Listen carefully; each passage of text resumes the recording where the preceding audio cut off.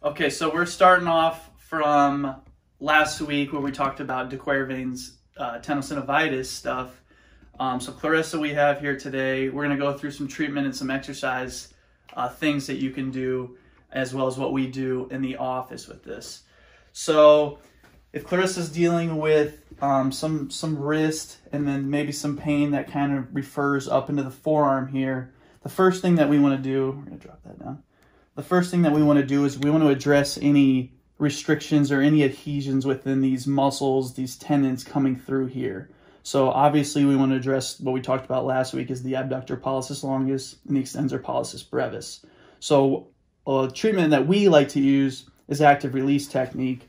So a way we could do this and kind of work through some of these adhesions and restrictions that develop along this path here is we can have her extend that wrist, and then we'll get on the area here, kind of where it comes about. So if you wiggle that thumb, you might be able to start to see it kind of right here. So we'll go here, and then I'll have you, Clarissa, you're gonna have to close that thumb, and then the fingers over the top, and we're just gonna kind of go through a range of motion.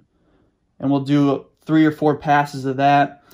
We also want to address some of these other muscles coming through here as well, such as the big extensor tendon comes through here, the extensor digitorum, because it comes over the top of these 2 muscles that start right here, and you can start to, those can start to kind of stick together, and when in normal movement of the wrist and the thumb can start to become painful because of the stickiness or because of the adhesions that develop. So just a way we could kind of go through that is just kind of feel around here.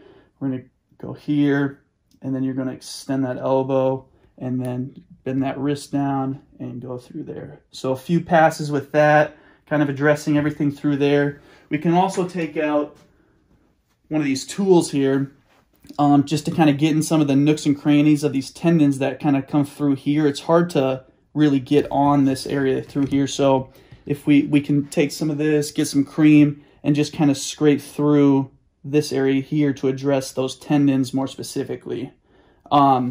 And then the last thing with that is addressing any restrictions in the carpal bones here. So if there's anything kind of stuck or that needs to be moved a little bit, we can kind of go through there and do some manipulation or adjustments in there.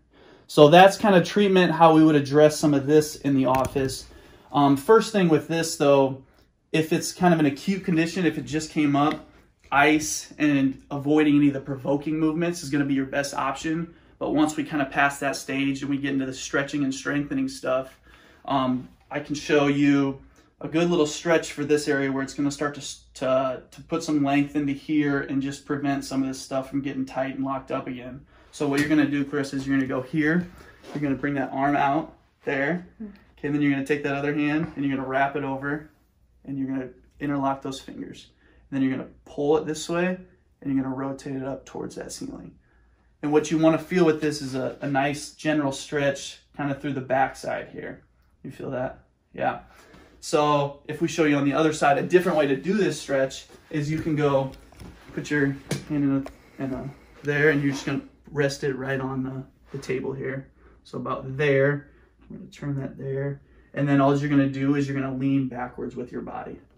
And you should start to feel a stretch right in that same area. Same thing, just a different way to do it. And then once we do that, so you'll hold that about 15-20 seconds or so, a few times throughout the day, just to keep this stuff loose. And then we can start to get into more strengthening stuff. So we'd go isometric stuff, and then maybe some eccentric strengthening exercises. So just an easy way to start to incorporate some isometric stuff would just be kind of holding that thumb out, just like that. Taking your other hand and then just pushing it down, but resisting yourself doing it. And you're just going to hold that for 5-6 seconds, let off, rest, and then do about 3 to 4 sets of that. So it's a good way to start incorporate some strengthening without overloading those tendons and muscles too soon. So just a couple ways that we treat exercises that we kind of give out for this kind of thing. Stay tuned. We'll be back. Let us know anything else you want to hear about, and we'll see you soon. Thanks for being there.